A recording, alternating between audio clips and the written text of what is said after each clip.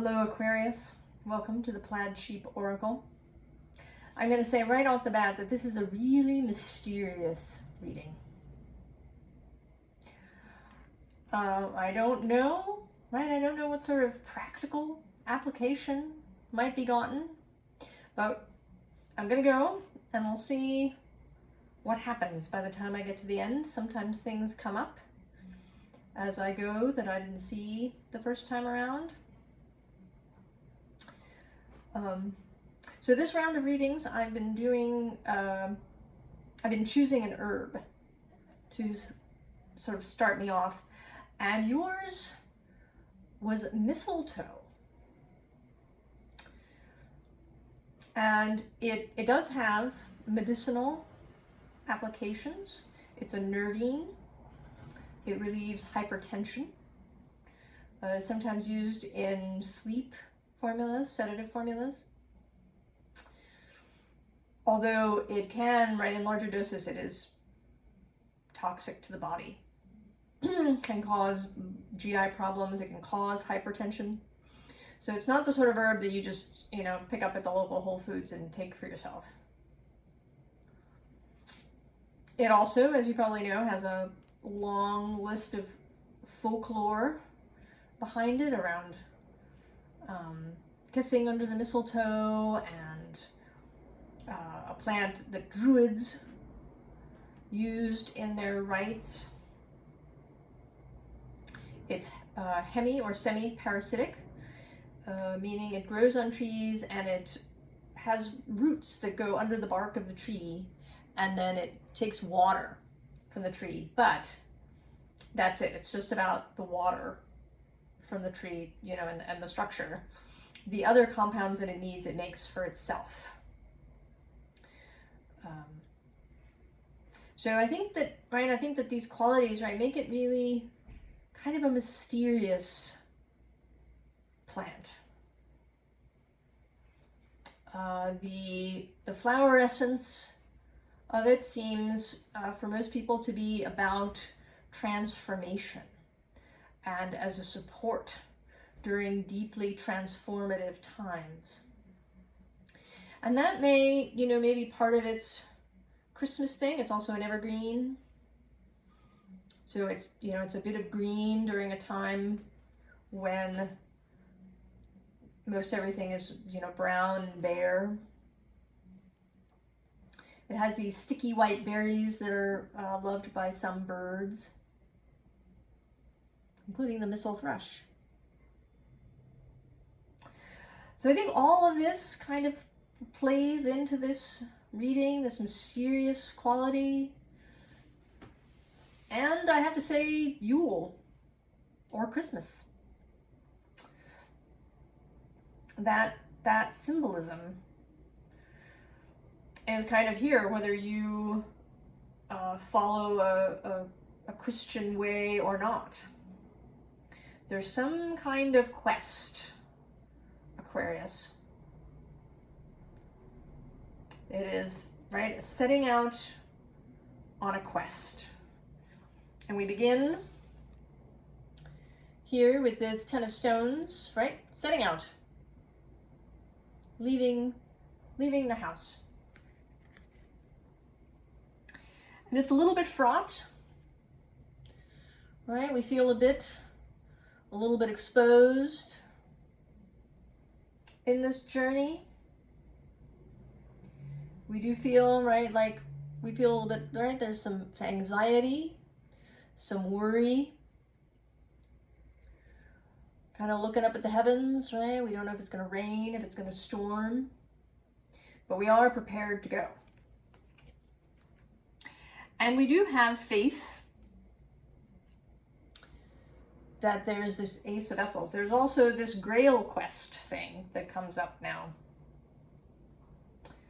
The Ace of Vessels, the Ace of Cups. Seeking the Grail cup.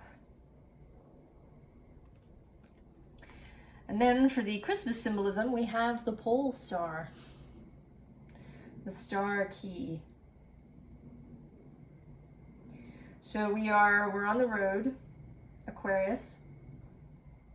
We're on the quest. We're following the star. And we are hopeful of information as we go. There is this Ace of Arrows. It is the breath of life in this deck. So this really, right, like taking a first breath in some sort of new life. This setting out on the quest is to take a new breath. And then we get both the King and the Knight of Arrows, the King and the Knight of Swords. Very airy bird messenger energy. We're feeling this, right? We're on the road. We don't quite know where we're going. We don't have a map as such. There's no map, there are no GPS coordinates, no Waze or Google to follow.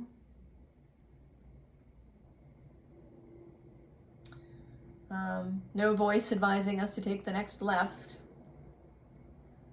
We're following that star, that internal compass, seeking the Grail, our personal Grail, different for each one of us.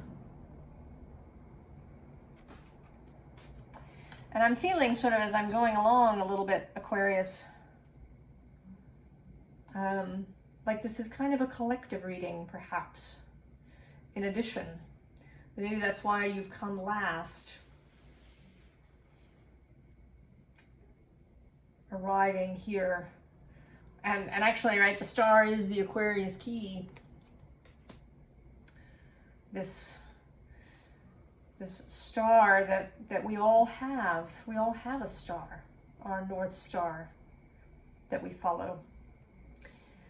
But the next bird is a little, right? It's not the kingfisher or hawk. It's this little owl perched here. And he always looks a little startled, or right? Like he was there and then suddenly, you know, these swords are drawn and he's not quite sure. So I think we have some worry about these things. But I think part of this reading is to reassure us this Three of Wands comes underneath, and right, his boat is filled. So we are not cast adrift out on this road. There is bounty to be had, you know. Actually, in a reading I did for myself this morning, this card from the Witch's Wisdom Tarot came up. The Ace of Earth is this bag, like a hide or a cloth bag that has all kinds of things coming out of it. And it made me think of those stories, right, where there's a bag that is magically refills itself. It's in one of my favorite stories from when I was a kid about the sort of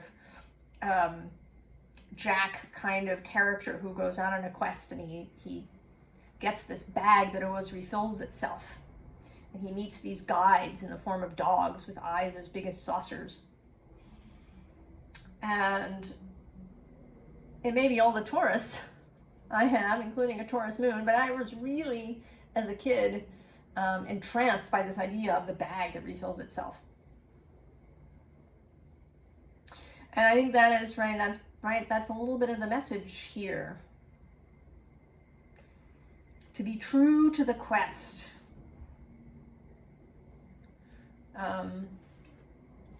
There's another little bit of worrying here, perhaps, happening.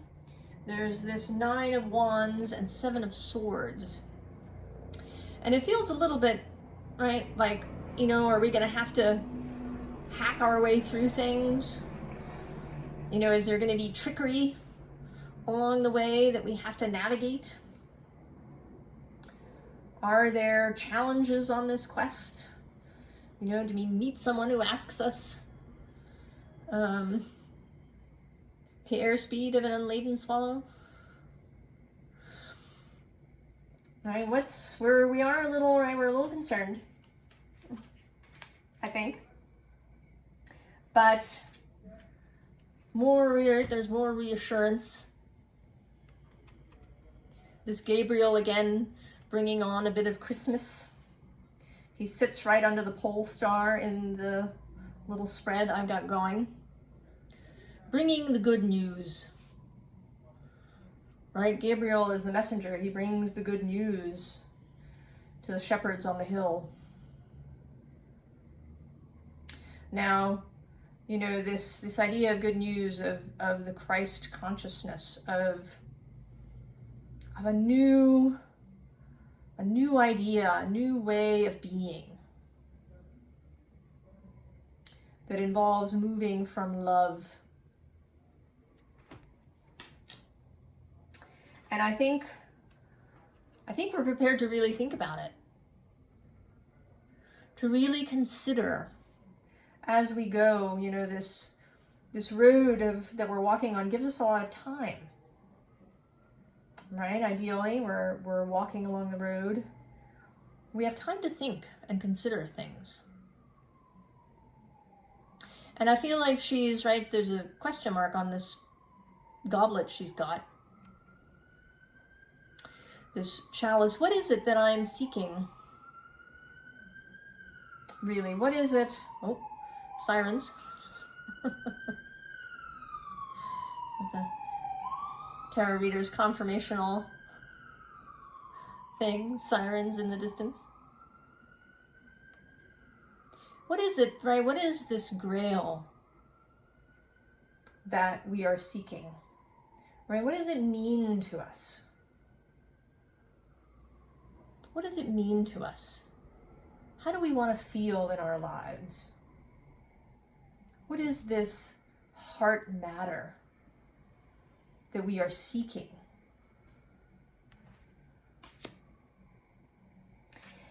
And then there's this Three of Pentacles, which, you know, often means collaboration, and also good work, right? Doing good creative work. And here it seems like, right, he's looking off into the distance, but his quill is down and he's drawing, although it seems like he's looking out.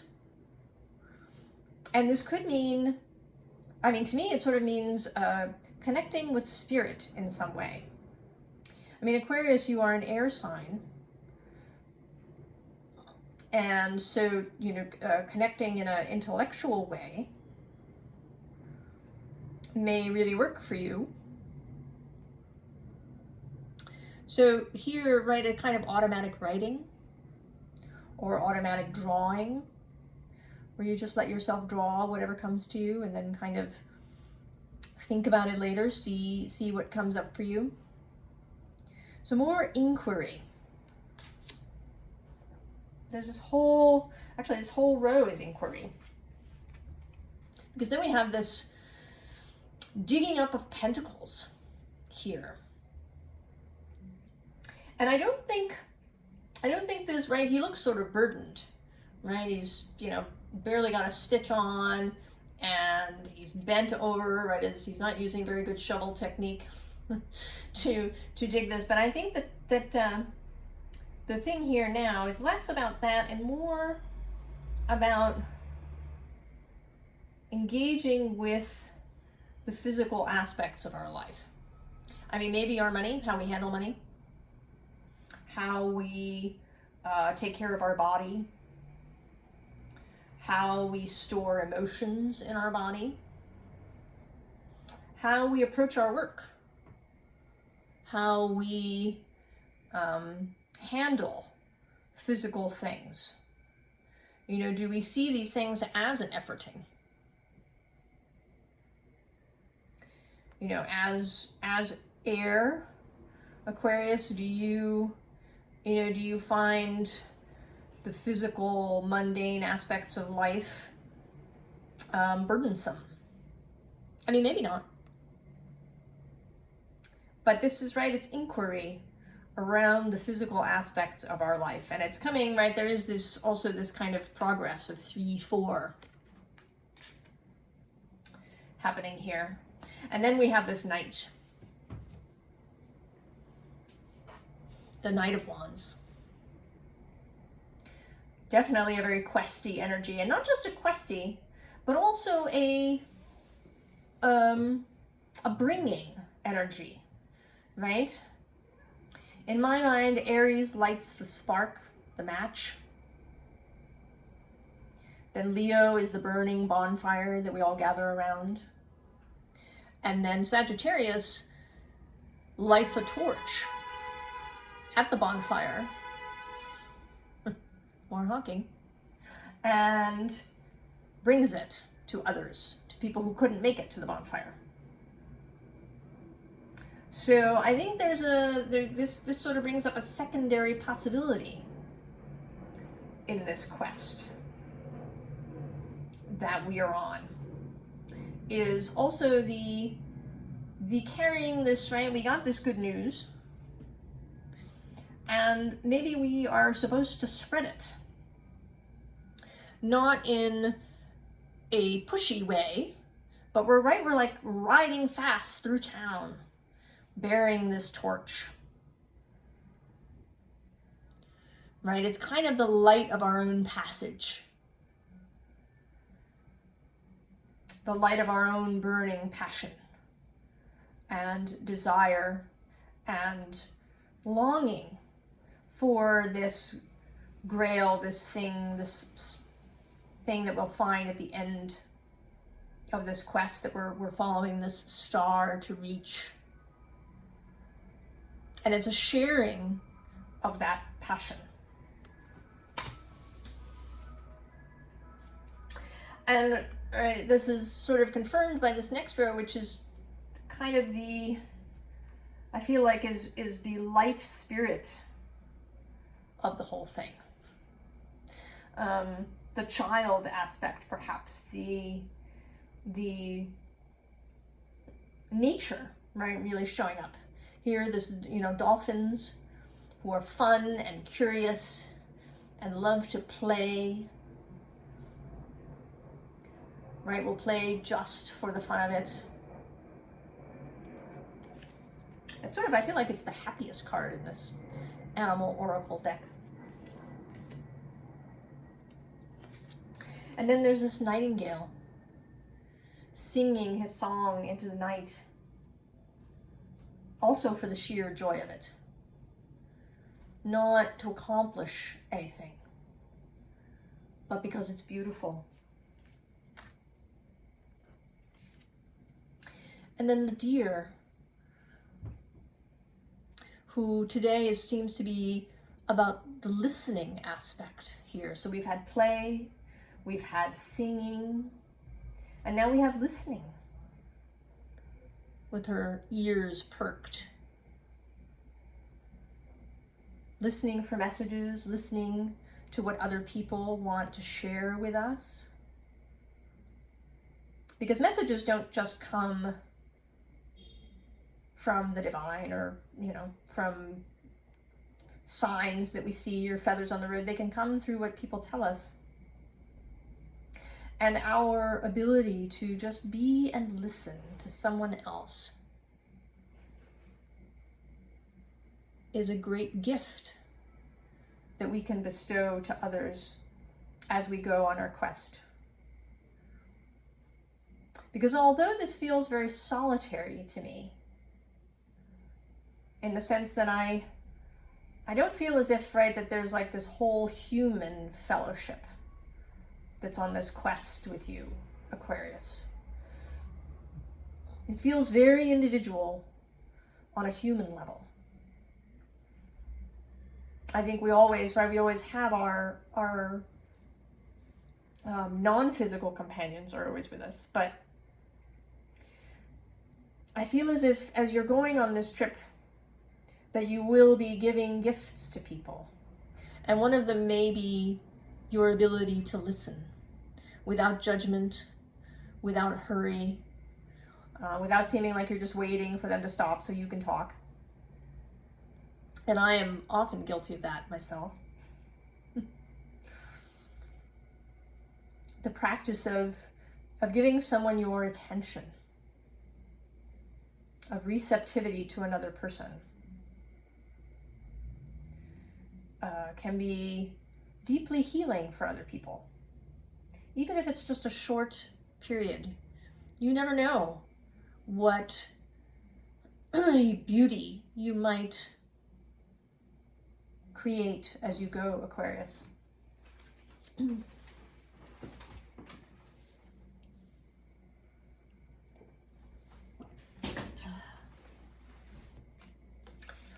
And then we have this peacock. And I feel like he is about confidence, justifiable pride, not hubris, but pride, genuine pride that you are here. Be proud of yourself, Aquarius, for setting out on this quest, this mysterious Grail quest. Be proud that you had the courage and the curiosity and the passion to set out, that you've kept your integrity as best you could, that you've been kind to people that you meet along the way, that you wish the best for other people, right? You want them to have their own good news, to find their own Grail. And you can take pride in these things, Aquarius. That is not a wrong thing. To take pride in one's skills, in one's courage, even in one's gifts. Because you may get a gift, but a gift needs to be developed.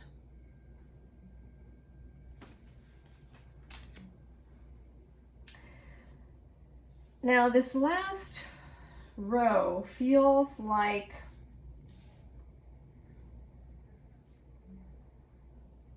I don't know, feels like the most mysterious part. It's big, Aquarius. I feel like there isn't anything really revealed except the bigness of what this is that you've set out on, that we've set out on. We start with this Two of Cups. And, right, this is an adoring gaze between these two people. I think this is you in the quest, Aquarius. I think as you have been gazing at this quest, the quest has been gazing back. I have an animist cosmology. I see life, consciousness everywhere, in everything. And I think the quest has a life of its own, and it's gazing back at you, Aquarius. And now it's kind of a row of major energies. We have the Magician, Justice, Judgment, and the Tower. And then there's this King of Sacred Circles. And I feel he is absolutely someone or something that you meet along the way. He may even be the spirit of the quest itself.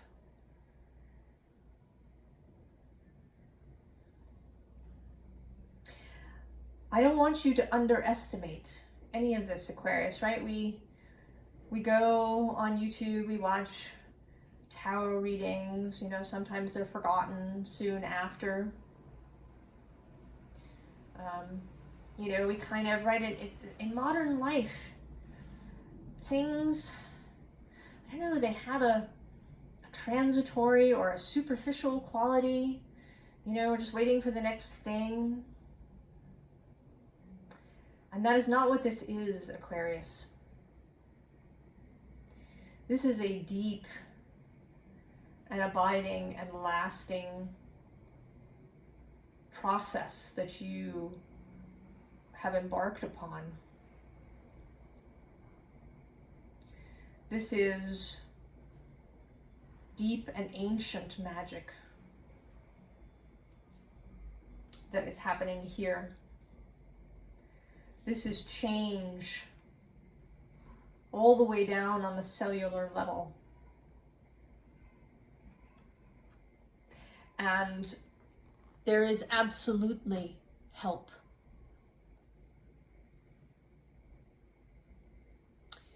He is 100% behind you and with you, cheering you along the way, encouragement, information, strength.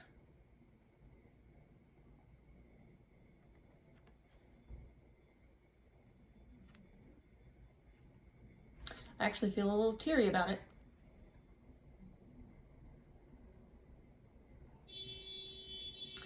The sense of love that he has for you, Aquarius. Now these next two cards, there's the moon. So mystery, right? This row is almost, there's 5 major arcana across this row. Judgment has appeared twice. First in the form of Gabriel blowing his horn, and then in the form of this card where you transition into a new reality.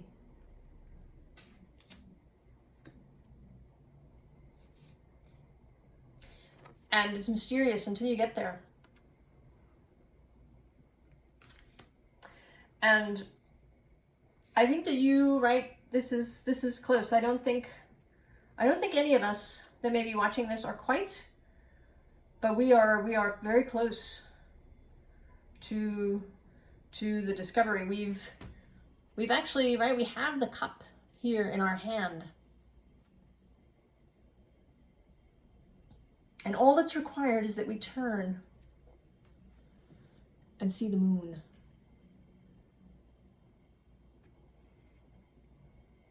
That we turn and see the moon. And we may all be at a different point. Some of us just stepping out the door, like Bilbo Baggins or Frodo.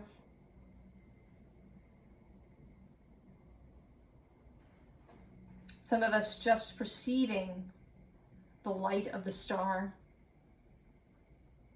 overhead, taking in that first breath of life. And some of us may be further along the way, maybe really deep in this self-inquiry process, clarifying the quest for ourselves.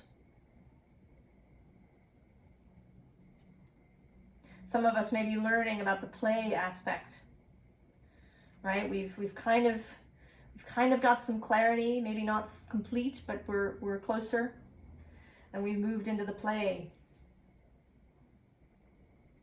And then some of us may be all the way right here, ready to turn around and see the moon. So I really don't have specifics for you, Aquarius, about any of it. It's this is deeply personal, deeply magical, and not superficial in any way. This is ancient This is fundamental. This is lasting change. This is life will never be the same afterwards. Even if some aspects, right? You may not change jobs or change relationships or change places, but your life will never look the same. You will never look out at the world in the same way, Aquarius. And so I asked, you know, for advice before I began, and the underlying, yes, the Grail Knight. Absolutely. And right underneath him, the dragon. And underneath that, the deer and the listening. So the dragon, I think, here is about personal power. You're not going to slay the dragon. You are discovering the dragon within yourself. The power within yourself. The strength and courage you have. And this Grail Knight, right, it says, romance, illusion, seeking the sacred. But I really feel like the real characteristic of the Grail Knights was devotion.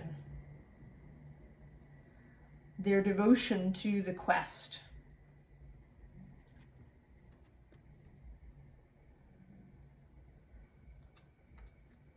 Right? They were kind of about doing some internal work, right? On being pure, on being in integrity. You know, and purity isn't, right, it's not about, right, celibacy or, you know, never having alcohol or, right, it's about purity of intention, about keeping your own counsel, about protecting your own heart, and your own views, your own loving gaze on the world. Because I think it is also about a loving gaze. I don't think you can find the Grail if you go around full of judgment and recrimination and blame and resentment. And we all have things, maybe multiple things, in our pasts that were very painful. And we should not be blamed ourselves for wanting justice or wanting recompense or, you know, sometimes even wanting revenge. Don't blame yourself. Don't chew yourself out. Don't be judgmental with yourself for any of those feelings. But you can't take them with you. You can't take them with you on the quest, Aquarius. All they're going to do is weigh you down and cloud your vision. So you won't be able to see the Grail.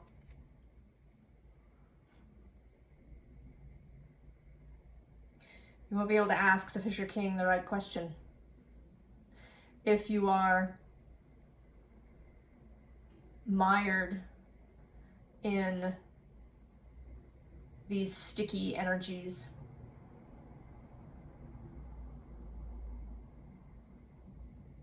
you know, the idea of shadow integration.